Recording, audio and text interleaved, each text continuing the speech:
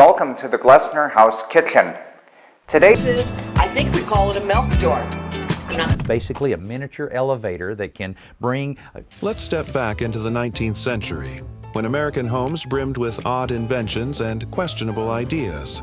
From arsenic green wallpaper that slowly poisoned families to dumbwaiters that doubled as death traps, Victorians weren't short on strange solutions.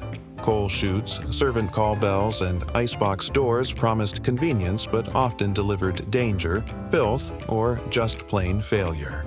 These bizarre relics reveal a time when innovation raced ahead of safety, leaving behind a trail of abandoned designs. So, join us today as we explore 25 strange 1800s home features that failed miserably. Tucked quietly into the architecture of late 19th century American homes, the milk door was a small hatch that allowed the milkmen to slide fresh bottles directly into a kitchen or pantry compartment. This clever feature was born out of the booming milk delivery trade in urban America during the 1870s to 1890s, when pasteurization was still uncommon and daily drop-offs were essential. The idea promised sanitation and convenience, sparing households from interacting with delivery men at odd hours. And I could hardly wait in the morning. I think we call it a milk door. I'm not quite sure what they call it, but if anybody knows, please say something. But its glory was short-lived. By the early 20th century, the widespread adoption of affordable iceboxes and eventually electric refrigerators rendered daily milk delivery obsolete.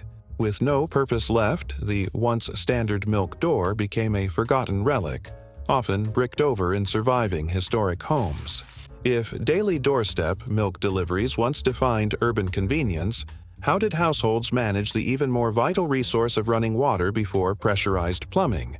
And why did so many Victorian homes rely on precarious attic cisterns to flush their earliest bathrooms? Long before municipal water systems pressurized every faucet, inventive homeowners in the mid-1800s relied on attic cistern bathrooms. A tank, usually made of lead or wood, was installed in the attic, filled either by hand pumps or rainwater catchments. Gravity alone carried water down into bathtubs, sinks, and rudimentary water closets. It was a stopgap technology between chamber pots and true indoor plumbing. Like a straight swap, so it's how to renew the roof tank, cold water storage tank ballcock. Now here's mine, and as you can see, it's running like a good one. The system's flaws were glaring. Water pressure varied wildly, cisterns leaked into ceilings, and stagnant tanks bred foul odors and disease. By the 1880s to 1890s, modern pressurized plumbing systems spread rapidly through cities, pushing these attic cistern contraptions into obsolescence. Today, traces of their plumbing are only visible in preserved Victorian mansions or in old renovation blueprints. One of the most distinct symbols of Victorian domestic life was the servant call annunciator panel, a mechanical communication system patented in the mid-1800s. Mounted typically in a servant's hall or kitchen, the panel featured rows of small bells or flags, each linked by wire or cord to pull handles or tassels located in various rooms. When a wealthy homeowner tugged the cord, the corresponding bell on the panel would chime or its indicator drop, summoning staff.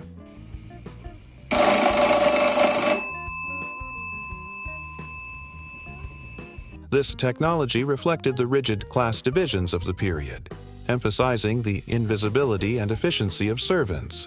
However, by the late 19th century, the decline of live-in domestic service in middle-class homes, combined with electrified communication methods, rendered annunciator panels irrelevant. Today, they survive mainly as collectible antiques or museum curiosities. The mid-19th century city townhouse often contained one peculiar feature: the dumbwaiter. Essentially, a miniature elevator operated by ropes and pulleys. It allowed food, laundry, or coal to travel between floors without servants being seen. Popularized in the 1840s to 1860s, these contraptions embodied Victorian ideals of efficiency and discretion. They were usually tucked into shafts connecting kitchens and dining rooms. Now, a dumbwaiter is a great solution to this problem. It's basically a miniature elevator that can bring groceries up, trash down, very convenient. But if you've ever priced... Yet their usefulness was outweighed by hazards. Accidents with severed ropes, jammed cargo, and even fires spreading through shafts gave dumbwaiters a grim reputation. As electrified service lifts appeared in the early 20th century and domestic service declined, old pulley dumbwaiters became unnecessary. Few remain today outside historic houses, where they are admired as quirky but failed experiments in household convenience. While pulley lifts solved vertical household logistics, how did the more unsavory Victorian habit of spitting tobacco juice inspire the strange fad of wall-mounted spittoons fixed right into parlors and corridors? When chewing tobacco became a national habit in the mid-1800s, homes and public buildings alike adopted wall-mounted spittoons. These ceramic or brass fixtures, attached at waist height in parlors or hallways, promised to keep floors free from unsightly stains. Some were even promoted as hygienic modern sanitary improvements. In reality, they spread germs and odors, especially as the link between spit and diseases like tuberculosis became clearer by the 1880s. The rise of cigarettes and a cultural shift toward stricter hygiene dealt the final blow. That name a lot, but this is a really good one, and let's take a look here. So, got the nice little baggie to protect it. By the dawn of the 20th century, wall spittoons had vanished from respectable homes, surviving only as odd collectibles, a reminder that not every household innovation was either sanitary or enduring. Few home features defined urban 19th century living as strongly as the coal chute. By the 1850s, most city houses included a street-level iron hatch where deliverymen could dump coal down a chute into a waiting basement bin. It was practical, but hardly pleasant. Dust, soot, and pests thrived near coal piles. Coal chute. I need one to put gas cans under the steps we're going to build. Families endured constant cleaning, and fires from improper storage were common. As natural gas networks and central heating spread in the late 19th century, the coal chute quickly lost its relevance. By the early 1900s, many homeowners bricked over their coal hatches, and bins became storage spaces. Today, traces of coal chutes linger only in historic brownstones, mute evidence of the dirty energy source that once fueled daily life. Before refrigerators revolutionized kitchens, the booming ice trade of the 1840s to 1890s gave rise to ice doors and icebox chutes. These were small exterior openings, often in kitchen walls or basements, through which ice deliverymen slid heavy blocks directly into a family's icebox or cold cellar. The idea minimized disruption and mess inside the home. However, it was never perfect. Melting ice left puddles, pests found their way in, and dependence on deliveries made storage unreliable in warm climates. You could buy ice boxes, same as you bought refrigerators. Now, they were made by cabinet shops or metal shops or whatever they would. By the early 20th century, mechanical refrigeration ended the need for daily ice service, and the peculiar ice door became obsolete. Today, bricked-up panels in older houses are the last remnants of an industry once hailed as essential to civilized urban living. In the age of strict domestic hierarchies, the 19th century saw the rise of the servant's staircase, a hidden, narrow set of steps designed to keep household staff out of sight. These staircases, common in affluent Victorian homes, usually connected kitchens, sculleries, and upper bedrooms, ensuring that servants could move quickly without disturbing their employers. While architecturally efficient, they reinforced rigid social divisions. Museum Center, and today I'm going to be joining with Aaron Mace at the historic sites, and I'm actually in the Hackley House right now, and what we're going to do is actually a take on a video that we saw on YouTube. As the century closed and live-in domestic service sharply declined in middle-class homes, such features lost their purpose. By the early 20th century, new house designs favored open plans and convenience over secrecy. Today, servants' staircases remain only in preserved estates, stark symbols of a social system that eventually failed to keep its place. The arrival of gaslight in the 1820s transformed American homes, and by mid-century, ornate gas chandeliers, often called gasoliers, hung proudly in parlors and dining rooms. Fed by piped gas, these fixtures replaced dim candles and oil lamps with steady, bright light. Inventors and gas companies heralded them as modern marvels. Yet the dangers were ever present. Leaks caused deadly explosions. People with an old house will have things in the old house that they're not interested in using in the house, but they're original to the house and they can trade them in with. Open flames blackened ceilings, and carbon monoxide suffocated unsuspecting households. As electricity spread rapidly after the 1880s, the gas chandelier became an outdated hazard.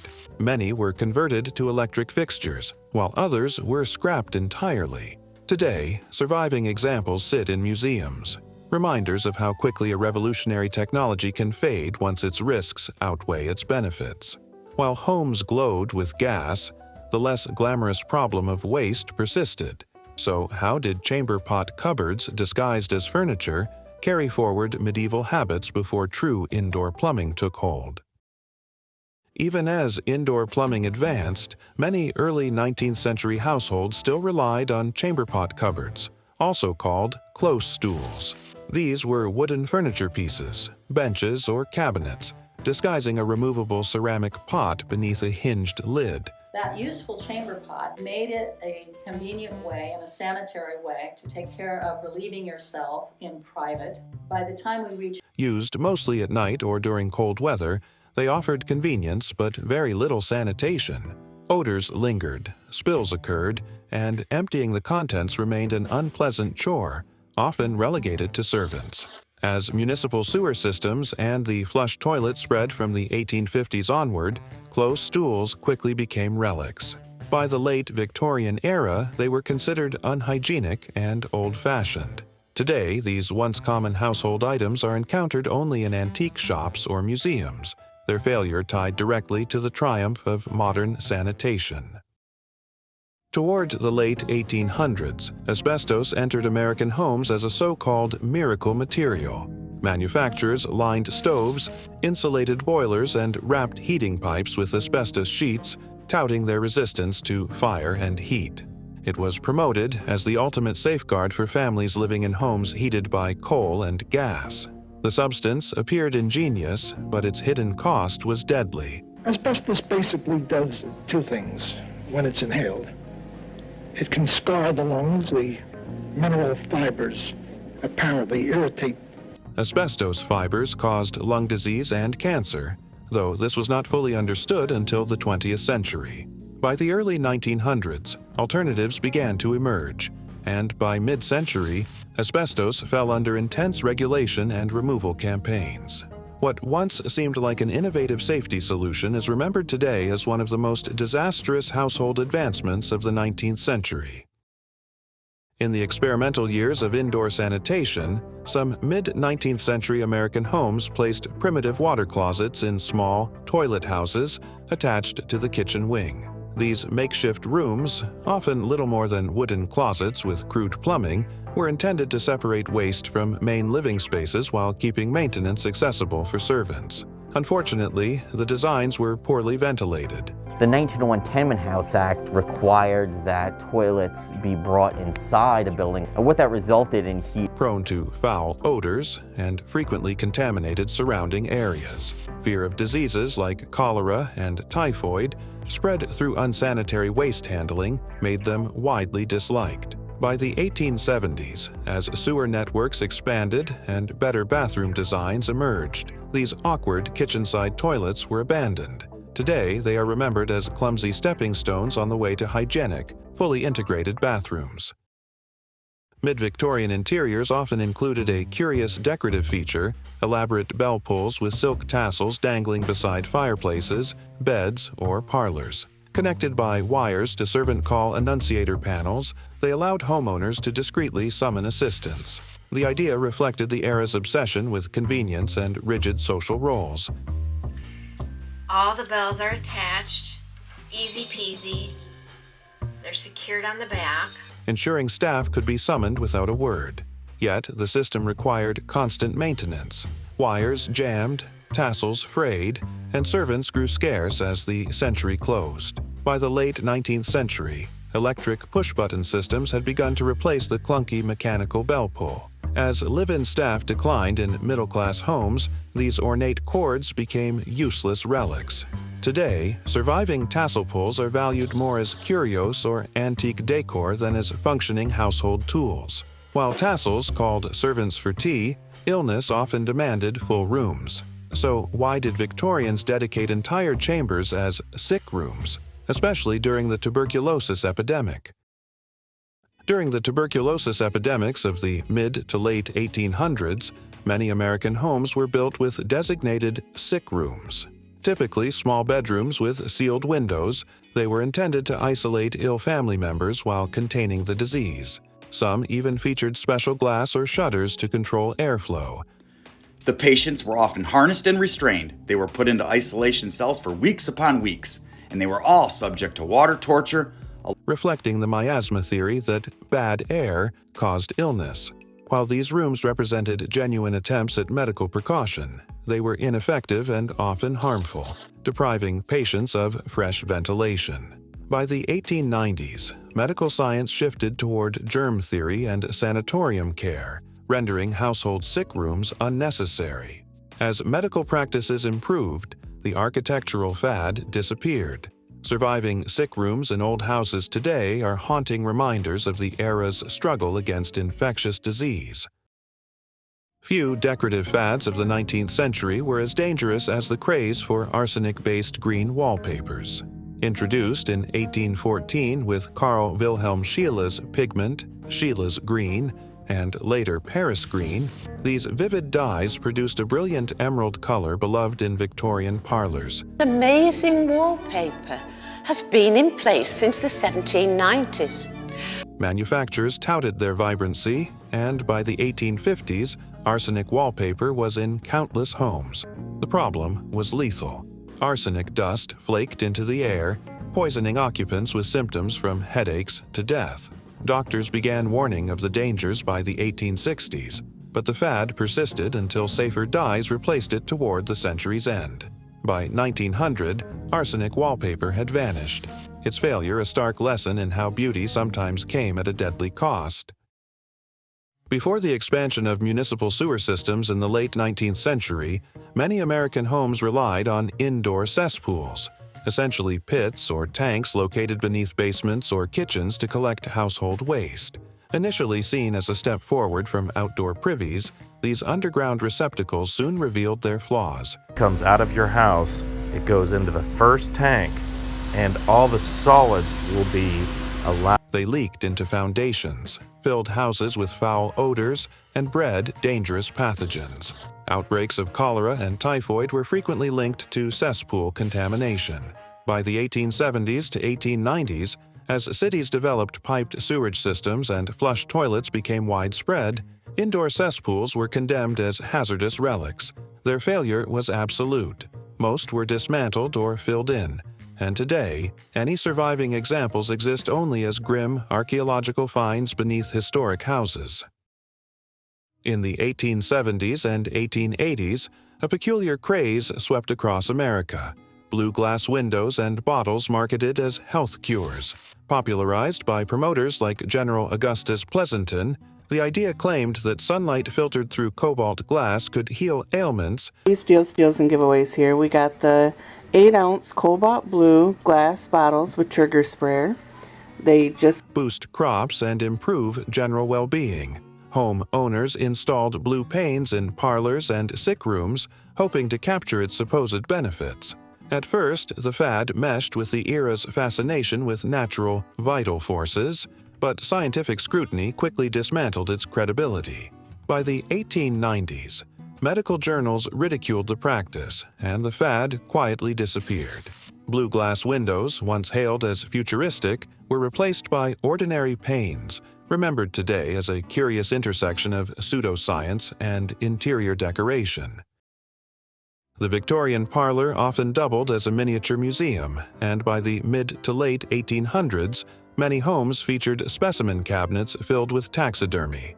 Birds, insects, shells, and even small mammals were carefully preserved and displayed behind glass as emblems of refinement and education. What is actually a cabinet of curiosities? It's sort of like a thing that came from Victorian times when people would gather, sort of like Victorian TV, pre-TV and internet. Natural history collecting was encouraged by museums and popular manuals, and middle-class families eagerly joined the trend. Yet these cabinets carried an air of morbidity, and preservation techniques often caused decay or insect infestations.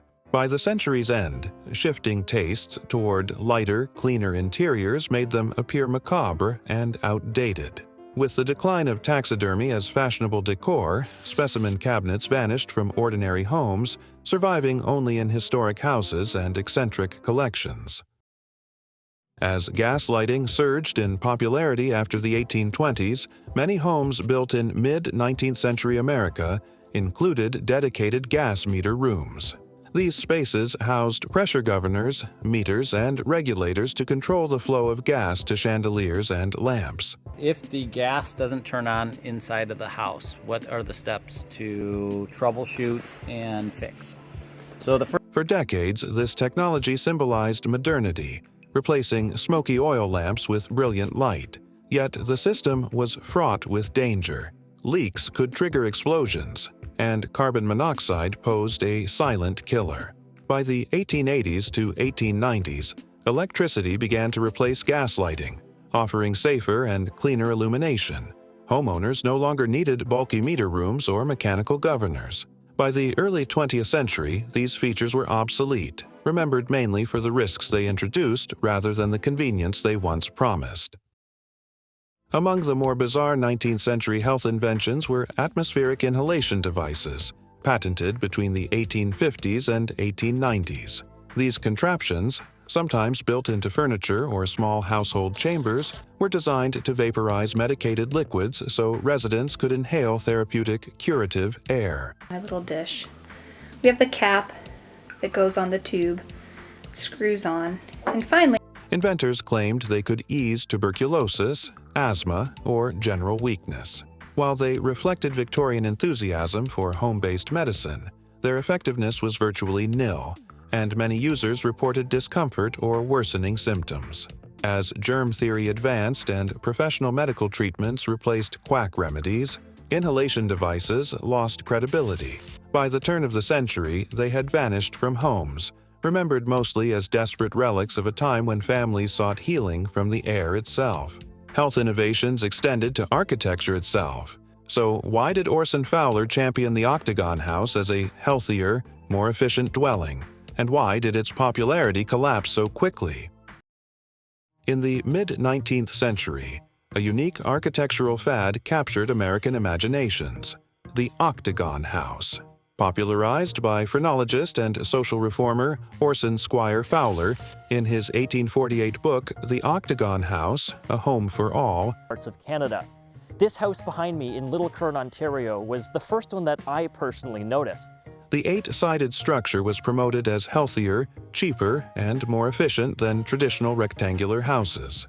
Advocates claimed the design allowed for better light, improved airflow, and economical use of materials. For a brief period in the 1840s to 1860s, hundreds were built across the United States.